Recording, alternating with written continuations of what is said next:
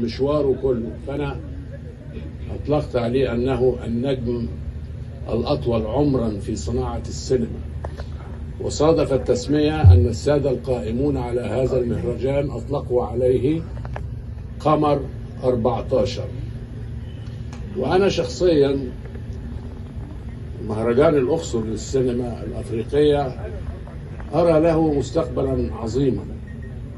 يعني أنا أشوف إن هذا المهرجان اللي بيقدر يجمع كل صناع السينما الأفارقة في مكان هو مدينة الأقصر، وهي العلامة الأرضية الأشهر على الكرة الأرضية، وأهلها طيبون الكرماء يستقبلوننا كل عام.